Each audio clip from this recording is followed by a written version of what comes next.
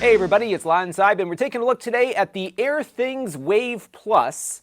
This is a radon detector. We'll talk about what radon is in a minute, but this also detects other things in your home's air, and it gives you a close to real-time readout about your air quality in your home. And we're going to take a closer look at this in just a second, but I do want to let you know, in the interest of full disclosure, that I paid for this with my own funds.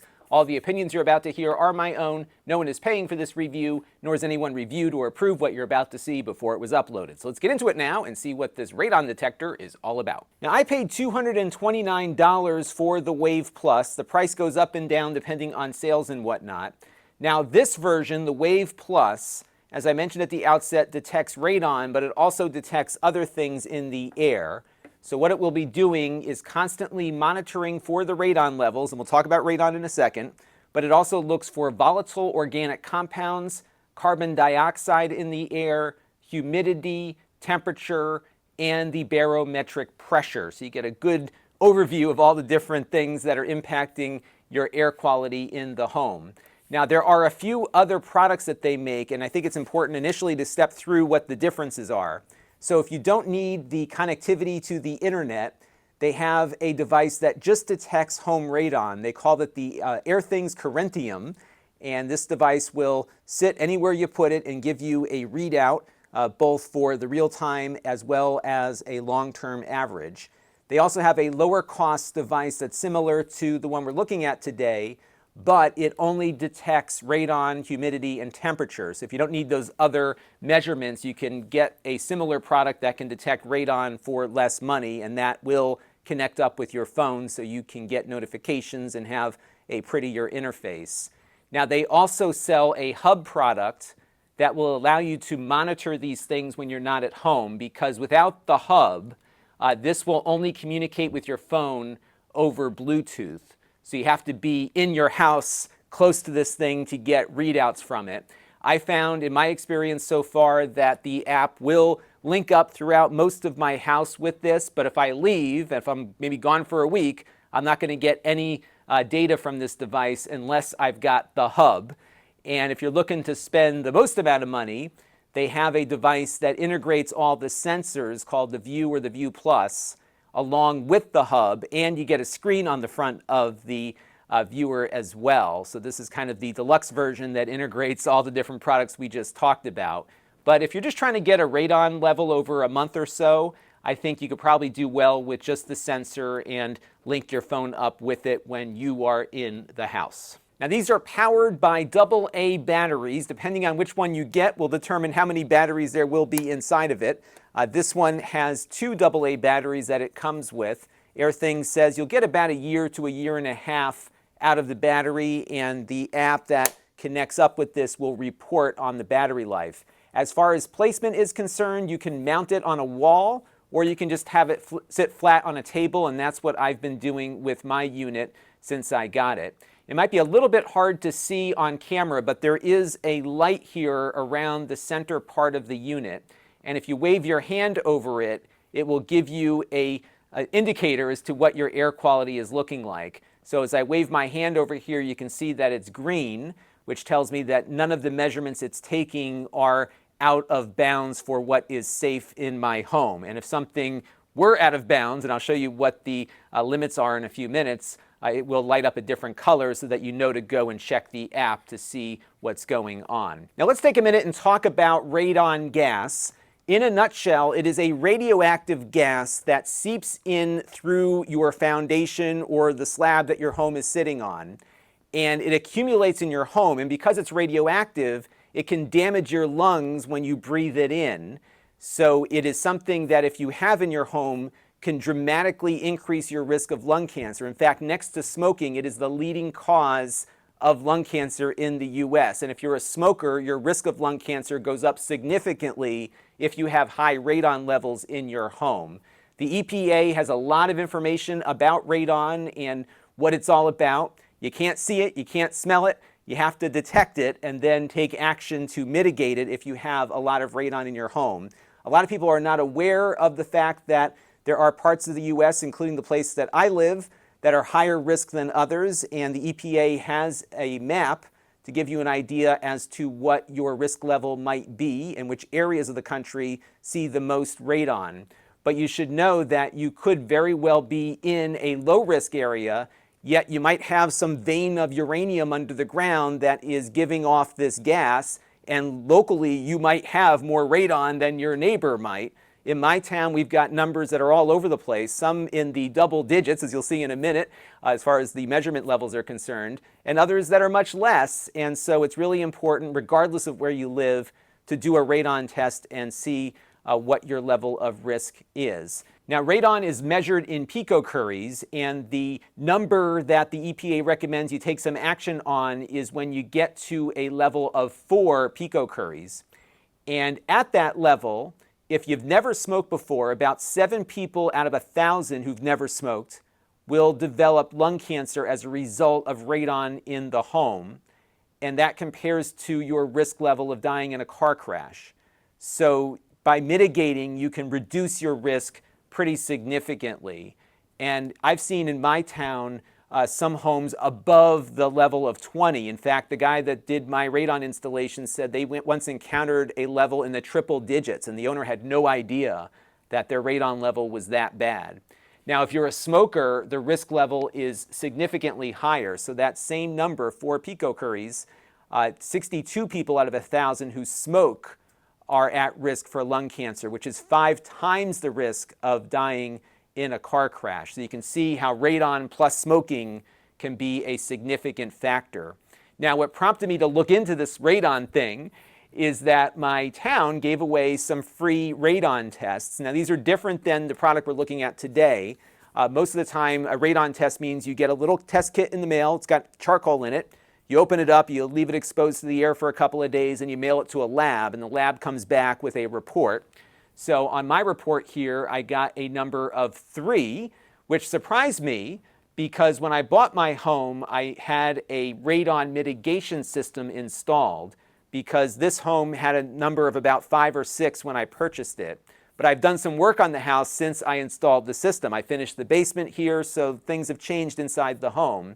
And so what I did is I had my radon guy come in, and he looked around and said, you know, what you should really do is get this Airthings Wave to test your radon levels over a longer period of time, because the test that I ran was done when it was raining outside, and apparently radon gas is more prevalent in the home when there's low atmospheric pressure, like when there's a rainstorm. So you have to look at it over a longer period of time to figure out exactly where you are, because it's very difficult when you get down into 3 and 2 to mitigate much lower without significant expense. Now, mitigation is done through a few different methods. The one that I had installed in this house is the pretty common one. And basically it involves putting in some vacuum system to draw air out from underneath the foundation of the home and exhaust it out the back outside.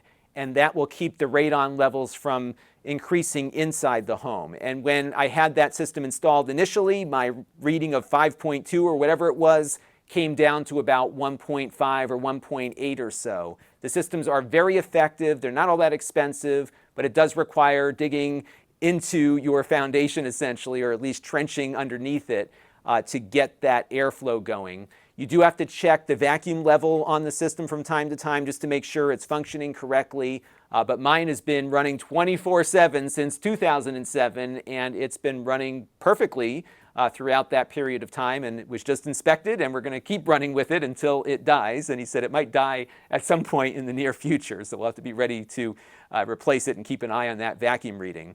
Now, on the EPA's website, they have a really neat calculator where you can look at your annual dose of radiation from all different sources in the environment. And radiation is pretty normal, this background radiation that we're exposed to all the time, and our skin is designed to protect you from a lot of that. But again, when you're breathing in something, there's less protection against radiation, which is why radon is such a serious thing to be thinking about.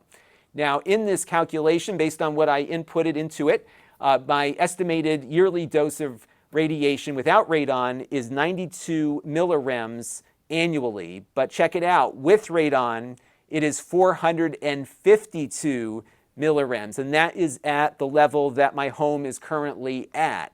So you can see just how much radiation exposure I get just from the radon, which is why mitigating it and keeping track of where your levels are is really important. So that brings us to the Airthings device here and what it has been looking at over the last week or so. So right out of the gate here, we have our radon reading, and at the moment, my level is 2.5, which is at the level where you might try to do some mitigation, but you're likely not going to get it much lower. And if I dive into the number here, I can get an average over a period of time. So I've been running it now for about a week.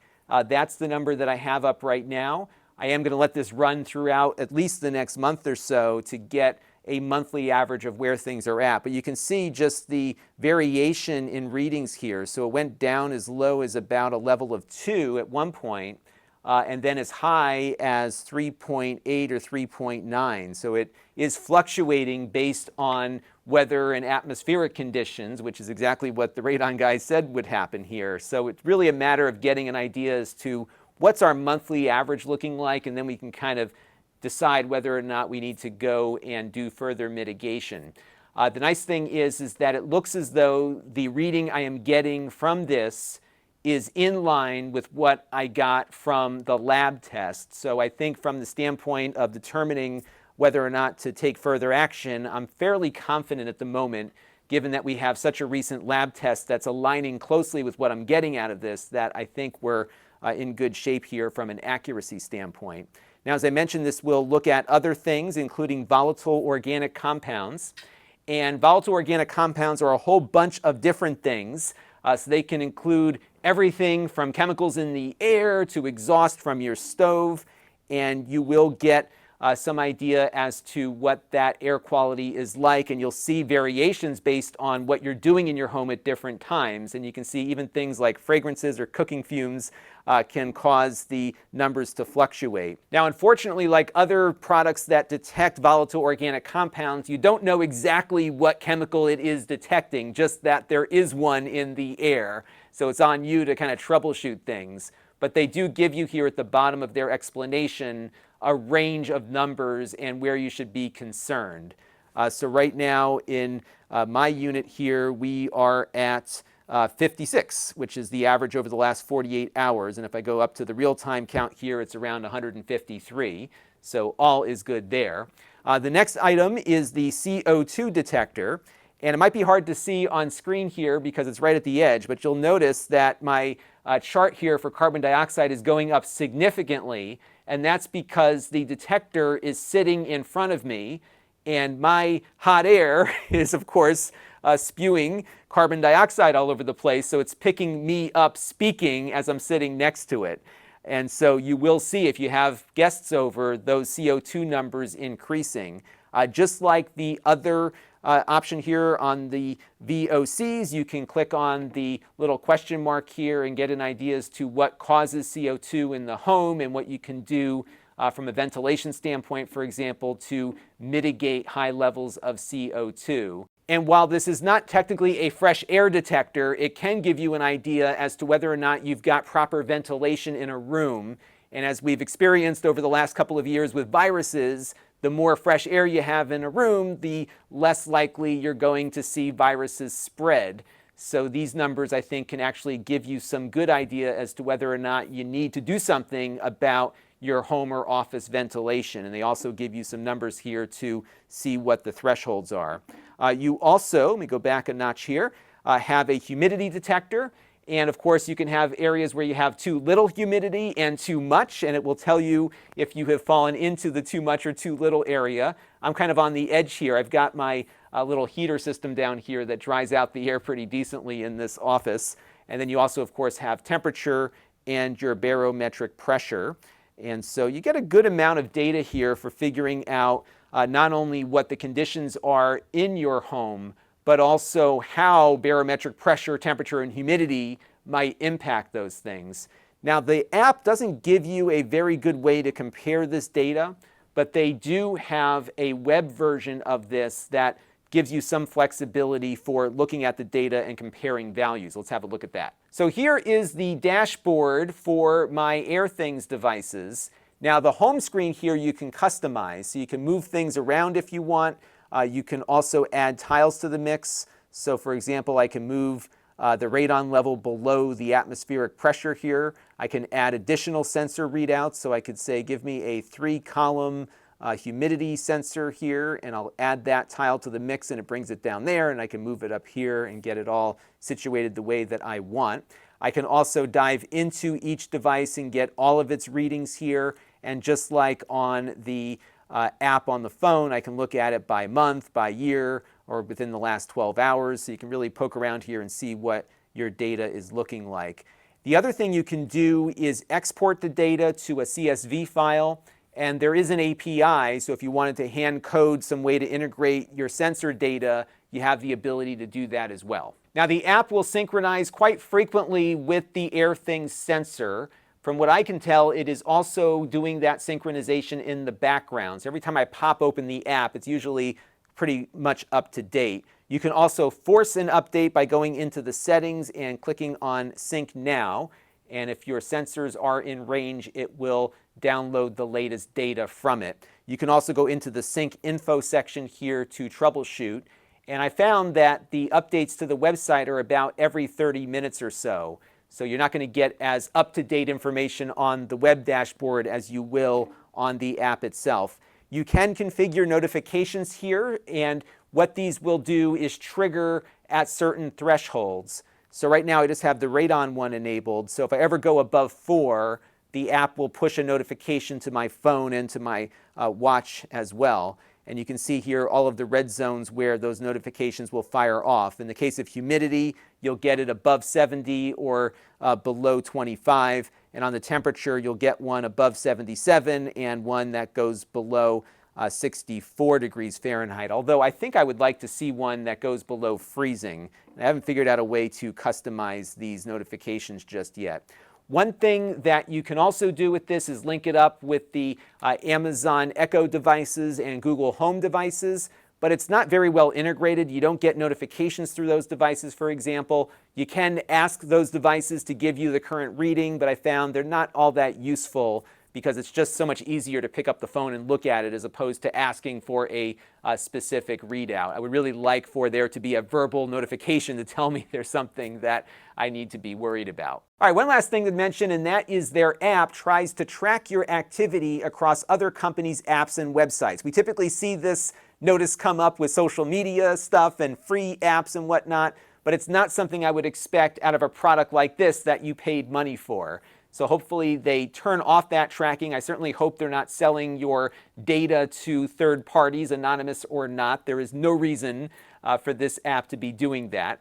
So I asked the app not to track me, which is a feature of the iPhone, but Android phones do not have that feature as far as I know at the moment. So just be aware of that little gotcha on the data tracking. But overall, I found this to be a decent radon detector. What I'm getting out of it is very close to what my lab test gave me, and it's going to give me some additional peace of mind to determine whether or not I have a problem here that requires further mitigation. So I'm going to let this run for the next month or two, see what the averages are looking like. I'm going to call my radon guy back and see if maybe we need a stronger fan on the system to get more vacuum flow, or maybe put in something else, or maybe not do anything at all, depending on what is feasible from a mitigation standpoint. So it's something I am comfortable recommending. My radon guy was comfortable recommending it to me. So if you do have a radon problem, definitely look into something like this. That said, before you do anything, I would do one of the lab tests first, because that is going to be the least cost entry into this radon adventure that you'll find yourself on. And if your levels are low, you're fine. You can maybe do another test in a couple of years to make sure nothing's changed. But if you're in a situation like mine where you're kind of borderline, this is where I think having this really helps, because if my radon levels keep creeping up, I'm going to want to do something about it. That is going to do it for this look at the Airthings Wave Plus. And until next time, this is Lon.TV. Thanks for watching. This channel is brought to you by the Lon.TV supporters, including gold level supporters Jim Tanis and Tom Albrecht, Hot Sauce and Video Games and Eric's Variety Channel, Brian Parker and Frank Goldman, Amda Brown and Matt Zagaya, and Chris Allegretta. If you want to help the channel, you can by contributing as little as $1 a month.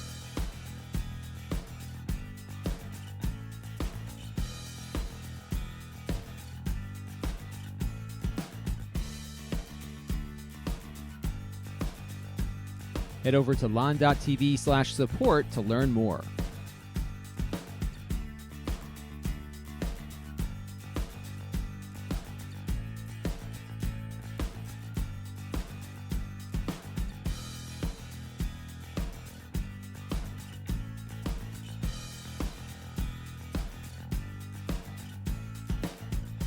And don't forget to subscribe. Visit Lon.TV/s.